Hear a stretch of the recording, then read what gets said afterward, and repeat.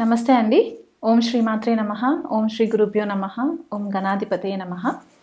ఈరోజు మనము గురు పౌర్ణమి విశిష్టత, రాబోయే గురు పౌర్ణమి యొక్క ద్వాదశ రాశుల వాళ్ళపైన ఎలాంటి ప్రభావం ఉంటుంది, ఏవైనా పరిహారాలు చేసుకోవాలంటే ద్వాదశ రాశుల వాళ్ళు ఎలా చేసుకోవాలి అనే ఒక కాన్సెప్ట్తో మనము ఈ వీడియో చేస్తున్నాము. సో గురు పౌర్ణమి విశిష్టత ఏంటి అంటే, జనరల్గా మనకి ఆషాఢ మాసంలో వచ్చే పౌర్ణమిని గురు పౌర్ణమి అని అంటూ ఉంటారు. దీనికి ఇంకొక పేరు కూడా ఉంటుంది, వ్యాస పౌర్ణమి అని కూడా అంటూ ఉంటారు అన్నమాట. జనరల్గా మనకి తెలిసింది ఏంటి అంటే, స్క్రిప్చర్స్ ప్రకారము నారాయణుడు వ్యాస మహర్షిలాగా అవతారం ఎత్తి మానవ రూపంలో మనకి వేదాలని రచించి మానవాళికి ఎంతో మేలు చేసిన మంచి రోజుగా కూడా మనము చెప్పుకుంటూ ఉంటాం అన్నమాట. వ్యాసుడు పుట్టినరోజు అని కూడా కొంతమంది చెప్తూ ఉంటారు. సో ఈ గురు పౌర్ణమి విశిష్టత ఏంటి అంటే, మనకి మొట్టమొదటిగా వ్యాసుడిని గురువుగా కూడా మనము భావించి వ్యాస మహర్షికి పూజలు కూడా చేస్తూ ఉంటారు కొంతమంది కొన్ని ఆలయాలలో. అలాగే సాయిబాబాని ఎవరైతే ఫాలో అవుతుంటారో వాళ్ళు కూడా గురు రూపేణ బాబాకి కూడా పూజలు చేస్తూ ఉంటారు. అలాగే గురు చరిత్ర పారాయణం చేసుకోవడము, దత్తాత్రేయ పారాయణం చేసుకోవడం కూడా చేస్తూ ఉంటారు. జనరల్గా ఎవరైనా సరే జన్మజాతకంలో గురువు కనుక బాగోలేకపోతే ఈ గురు పౌర్ణమి రోజు కూడా స్పెషల్గా పూజలు చేస్తూ ఉంటారన్నమాట. వాళ్ళకి ఒక మంచి మార్గదర్శకంగా లైఫ్ లీడ్ చేయాలి అనే ఒక ఉద్దేశంతో. సో మనకి ఈ తిథి నక్షత్రాల ప్రకారం చూసుకుంటే కనుక గురు పౌర్ణమి సామాన్యంగా మనకి పూర్వాషాఢ నక్షత్రము లేకపోతే ఉత్తరాషాఢ నక్షత్రంలో వచ్చేలాగా ప్రతిసారి కూడా ఇలాగే అవుతూ ఉంటుందన్నమాట. అంటే ఆషాఢ మాసంలో పౌర్ణమి రోజు పూర్వాషాఢ నక్షత్రం కానీ ఉత్తరాషాఢ నక్షత్రం కానీ ఉంటుందన్నమాట. సో పూర్వాషాఢ నక్షత్రం 4 పాదాలు కూడా మనకి ధనుసు రాశిలో ఉంటుంది. 1వ పాదం ఉత్తరాషాఢ నక్షత్రం మనకి ధనుసు రాశిలో ఉండి మిగతా 3 పాదాలు కూడా మనకి మకర రాశిలో ఉంటుంది. సో జనరల్గా మనకు ఒకటి గుడ్డి గుర్తుగా మనం ఎలా పెట్టుకోవచ్చు అంటే, ఆషాఢ మాసంలో వచ్చే పౌర్ణమి మనకి ఈదర్ మనకి ధనుసు రాశిలో ఉన్న పూర్వాషాఢ నక్షత్రము లేదా మకర రాశిలో ఉండే ఉత్తరాషాఢ నక్షత్రం పడినప్పుడు మాత్రం మనకి ఈ గురు పౌర్ణమి వచ్చే విశిష్టత కనిపిస్తూ ఉంటుందన్నమాట. అయితే మనకి జనరల్గా అంటారంటే, ఈ 2 నక్షత్రాలు కూడా ఎలాంటి ఆబ్స్టికల్స్ ఉండి మనకి అసలు పనులు అవ్వట్లేదు, మనము ముందుకు వెళ్ళట్లేదు అని అనుకున్నప్పుడు ఈ నక్షత్రాలు మనకి సామాన్యంగా విజయవంతంగా మనకి సక్సెస్ని తీసుకువచ్చే నక్షత్రాలు అన్నమాట. అంటే ఎంత కష్టమైనా సరే అల్టిమేట్గా మనకి సక్సెస్ అనేది మాత్రం ఖచ్చితంగా ఈ నక్షత్రాలలో రావడానికి ఆస్కారం ఉంటుంది. ఈ పూర్వాషాఢ నక్షత్రము యొక్క విశిష్టత ఇంకోటి ఏంటి అంటే, చాలా రెబెలియస్గా ఉంటారు వీళ్ళు. స్ట్రాటజీ ఫాలో ఎక్కువ అవుతూ ఉంటారు, స్ట్రాటజీ ప్లానింగ్ చేసుకుంటూ ఉంటారు. దానికి అల్టిమేట్గా ఏమవుతుందంటే వీళ్ళకి సక్సెస్ రావడానికి చాలా హెల్ప్ అవుతుంది. అదే ఉత్తరాషాఢ నక్షత్రం కనుక తీసుకున్నట్లయితే కనుక వీళ్ళు చాలా బేస్ లెవెల్లో నుంచి స్టార్ట్ చేసుకొని అల్టిమేట్గా ఒక మెట్టుపై మెట్టు ఎక్కుకుంటూ వీళ్ళు అల్టిమేట్గా సక్సెస్ లీడ్ చేయడానికి కూడా మనకి హెల్ప్ అవుతుందన్నమాట. ఉత్తరాషాఢ నక్షత్ర చాలా రెబేలియస్ ఎనర్జీ ఉంటుంది వీళ్ళకి, పట్టు వదలని విక్రమార్కుడిలాగా ఫైట్ చేస్తూ ఉంటారనమాట. సో ఈ 2 నక్షత్రాల విశిష్టత అది. అలా కాకుండా మనకి ధనుసు రాశి మనకి ఇంపార్టెన్స్ ఇక్కడ ఏమవుతుందంటే, కాలపురుష కుండలిలో మనకి 9వ స్థానము లేదా భాగ్యస్థానం అని చెప్తూ ఉంటాము. అండ్ గురు బృహస్పతి రూల్ చేసే ఒక రాశిలాగా కూడా చెప్తూ ఉంటాం అనమాట ధనుసు రాశి. సో ఇక్కడ మనకి మెయిన్గా టీచింగ్స్ ఏం కనిపిస్తాయంటే, గురువు యొక్క ఆశీర్వాదము లేదా తండ్రి యొక్క ఆశీర్వాదము, గురువు కానీ తండ్రి కానీ వాళ్ళు మనకి ఒక మార్గదర్శకమైన బాటలో మనకి నడిపించడానికి వాళ్ళు నేర్పే మంచి మాటలు, మన ధర్మానికి సంబంధించి మతానికి సంబంధించి ఏవైతే మనకి నైతిక విలువలు ఉంటాయో అవన్నీ కూడా మనకి ధనుసు రాశి నుంచి ఉంటాయి అన్నమాట.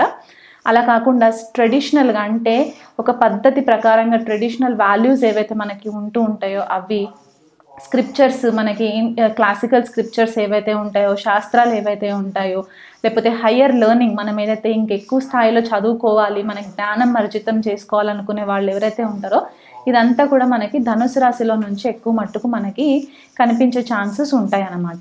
అదే మకర రాశి ఉత్తరాషాఢ నక్షత్రం అని చెప్పేసి అనుకున్నాం కదా, అక్కడికి వచ్చేసరికి ఏమవుతుందంటే శని రూల్ చేస్తారు మకర రాశిని. సో ఇక్కడ ఏమవుతుందంటే చాలా స్ట్రాటజిక్గా, చాలా ఓర్పుతో, డిసిప్లిన్తో మనకి ఈ ఒక్కొక్క స్టెప్ వేసుకుంటూ వెళ్ళడానికి ఉంటుంది. ఇప్పుడు ఇక్కడ ధనుసు రాశికి వస్తే మనకి ధర్మబద్ధంగా ఎలాగైతే ఉంటామో, మకర రాశికి వచ్చేసరికి న్యాయబద్ధంగా మనము లైఫ్ లీడ్ చేయడానికి, సక్సెస్ ఓరియంటెడ్గా ఉండడానికి మనకి ఎథికల్ మారల్ వాల్యూస్ ఉండడానికి కూడా మనకి చాలా మట్టుకు ఈ నక్షత్రాలు హెల్ప్ చేస్తాయి. సో గురు పౌర్ణమి రోజు మనకి ఈ విశిష్టత ఉంది కాబట్టి ఎవరైనా సరే మీ లైఫ్లో మీకు గురువులు తారసపడట్లేదు, లేకపోతే మీకు ఒక లైఫ్లో డైరెక్షన్ లేదు అని అనుకున్న వాళ్ళు ఎవరైనా ఉంటే గనక ఈ ద్వాదశ రాశుల్లో మీకు గురువు బ్లెస్సింగ్స్ రావాలని చెప్పేసేసి మీరు దగ్గరలో ఉన్న ఏవైనా టెంపుల్స్కి వెళ్ళి మీరు పరిహారాలు చేసుకోవడానికి కూడా మీకు హెల్ప్ అవుతుంది. అలా కాకుండా మనకి జనరల్గా గురువు 8 రకాలుగా చెప్తూ ఉంటారు. అంటే మనకి 8 రకాల గురువులు ఉంటారన్నమాట. సో వాళ్ళని ఏమంటారు అనేది కూడా మనం తెలుసుకుందాం. మనకి బోధ గురు, వేద గురు, నిషిద్ధ గురు, కామ్య గురు, వాచక గురు, సూచక గురు, విహిత గురు, కారణ గురువు, నిషిద్ధ గురు, ఇలా మనకి 8 మంది గురువులు ఉంటారనమాట. అంటే ఒక్కొక్క లెవెల్లో ఒక్కొక్క గురువు యొక్క ఇంపార్టెన్స్ మన లైఫ్లో వస్తూ ఉంటుంది. సో ఈ 8 రకాల గురువులలో మెయిన్గా మనకి అల్టిమేట్ రిజల్ట్ వచ్చే గురువు ఎవరు ఇస్తారు అని అంటే కారణ గురువు ఇస్తారనమాట. ఎందుకు కారణ గురువు ఇస్తారు అని అంటే మనం ఈ జన్మ ఎందుకు ఎత్తాము, ఈ జన్మలో మనం ఏవైనా మంచి పనులు చేసిన తర్వాత మన ఆత్మ యొక్క హయ్యర్ కాన్షియస్నెస్ చైతన్యం ఎంతవరకు వెళ్తుంది, మన స్పిరిచువల్ పర్పస్ ఏంటి, మన ఆత్మ యొక్క పర్పస్ ఏంటి అనే ఒక జ్ఞానాన్ని మనకు అర్జితం చేయడానికి మనకి కారణ గురువు చాలా ఇంపార్టెంట్ అయిపోతారన్నమాట. మిగతా గురువులందరూ కూడా మనకి పుట్టినప్పటి నుంచి ఒక్కొక్క స్టెప్ మనకి ఎదుగుతున్న కొద్దికి మనకి హెల్ప్ అవుతూ ఉంటుంది. కాకపోతే అందరి లైఫ్లో మనకి ఫస్ట్ ఇంపార్టెంట్ గురువు మనకి తల్లి అవుతుంది కాబట్టి మదర్ మనకి ఫస్ట్ గురువు అవుతారు, తర్వాత తండ్రి సెకండ్ గురువు అవుతారు, తర్వాత మనకు వచ్చే స్కూల్లో టీచర్స్ అవ్వచ్చు, మన మెంటర్స్ అవ్వచ్చు, కాలేజ్కి వెళ్ళిన తర్వాత మన లెక్చరర్స్, ప్రొఫెసర్స్ ఎవరైతే ఉంటారో వాళ్ళు గురువులు వస్తూ ఉంటారో. ఆధ్యాత్మిక మార్గంలో ఉండే గురువులు వేరే రకంగా ఉంటారు కాబట్టి ఈ గురువు రూపేణ మనకి అందరి నుంచి మనకి ఏవైనా మంచి మాటలు నేర్చుకోవడానికి, మనలో ఉన్న చీకటిని తొలగించి లైఫ్ని ఒక వెలుగులోకి తీసుకెళ్ళడానికి గురువు యొక్క ప్రాముఖ్యత చాలా ఇంపార్టెంట్ ఉంటుంది. కాబట్టి ఈ గురు పౌర్ణమి విశిష్టతని బట్టి ద్వాదశ రాశుల వాళ్ళకి ఎలాంటి పరిహారాలు చేసుకుంటే బాగుంటుందో ఈ వీడియోలో చెప్తాను. ఇప్పుడు మేషరాశి వాళ్ళకి ఈ గురు పౌర్ణమికి సంబంధించి గురుగ్రహము ఏ భావాలకి ఆధిపత్యం వహిస్తారు, జన్మజాతకంలో గురు యొక్క కాంబినేషన్స్ ఎలా ఉన్నాయి, మీరు ఎలాంటి పరిహారాలు చేసుకోవాలో చూద్దాము. మేషరాశి వాళ్ళకి లేదా మేష లగ్నం వాళ్ళకి గురువు భాగ్యస్థానాన్ని అండ్ వ్యయస్థానాన్ని కూడా రూల్ చేస్తారన్నమాట. ఒక భాగ్య త్రికోణము అండ్ మోక్ష త్రికోణం అని కూడా అంటూ ఉంటారు.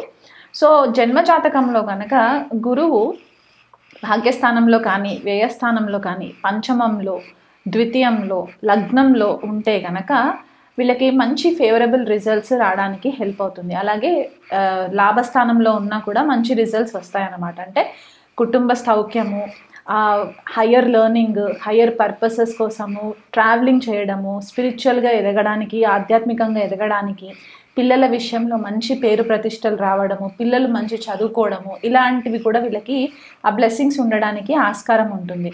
ఒకవేళ ఇదే భాగ్యాధిపతి వ్యయాధిపతి కనుక షష్ట అష్ట వ్యయభావాలలో ఉంటే కనుక కొద్దిపాటిగా ఆరోగ్యరీత్యా ఇబ్బందులు రావడము, ఆకస్మికంగా గొడవలకి తావివ్వడము, కోర్టు కచేరీలు ఇలాంటి వాటిల్లో కొద్దిపాటిగా డిస్టర్బెన్సెస్ రావడానికి కొద్దిగా ఆస్కారం ఉంటుంది. దీర్ఘకాలిక రోగాలు ఇలాంటివి వచ్చే పాసిబిలిటీస్ కూడా ఉంటాయన్నమాట ఒకవేళ దుష్టాన హౌసెస్లో ఉంటే కనుక.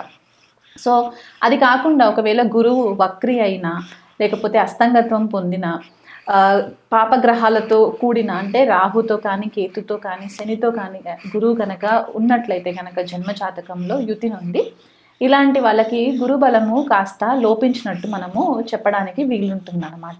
సో ఇలాంటి వాళ్ళు నిత్యం ఏం చేసుకోవాలంటే ఈ గురు పౌర్ణమి రోజు మొదలు పెట్టుకున్నా సరే ప్రతి రోజు కూడా గురువు యొక్క మంత్రం, బీజమంత్రం ఉంటుంది. ఆ బీజమంత్రంని ఒక 108 సార్లు పారాయణం చేసుకోవడము, లేకపోతే నవగ్రహ స్తోత్రాలలో గురువు యొక్క స్తోత్రం కూడా ఉంటుంది కాబట్టి అదైనా సరే ఒక 108 సార్లు స్తోత్రం చేసుకోవడము, గురువారం రోజు పసుపు కలర్ బట్టలు వేసుకోవడము, అలా వేసుకొని ఏదైనా దగ్గరలో ఉన్న దక్షిణామూర్తి ఆలయానికి విజిట్ చేయడము, లేకపోతే సాయిబాబా ఫాలోవర్స్ ఎవరైతే ఉంటే కనుక సాయిబాబాకి పూజలు చేయించుకోవడము, మళ్ళీ మనకి దత్తాత్రేయ స్వామి పారాయణం చేసుకోవడము, దత్తాత్రేయ స్వామి ఆలయాలకి విజిట్ చేయడము.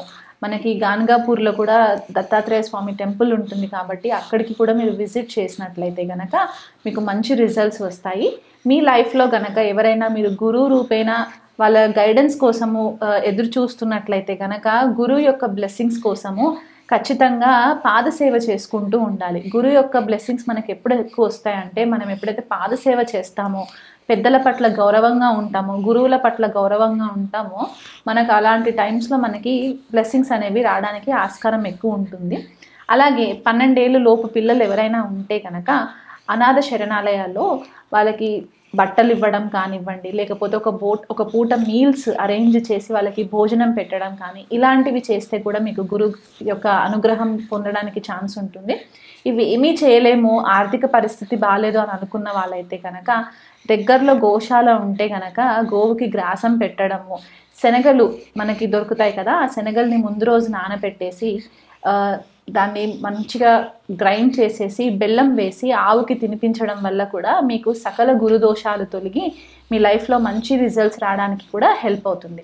సో ఇవన్నీ కూడా మీరు చేసుకున్నట్లయితే కనుక ఈ గురు పౌర్ణమి నుంచి మొదలు పెట్టుకుంటే వచ్చే 1 year వరకు కూడా మీరు ఇది క్రమం తప్పకుండా ప్రతి గురువారం చేసుకోవడము, లేకపోతే ప్రతి పౌర్ణమికి చేసుకోవడం వల్ల కూడా మీకు మంచి బ్లెస్సింగ్స్ రావడానికి ఆస్కారం ఉంటుంది.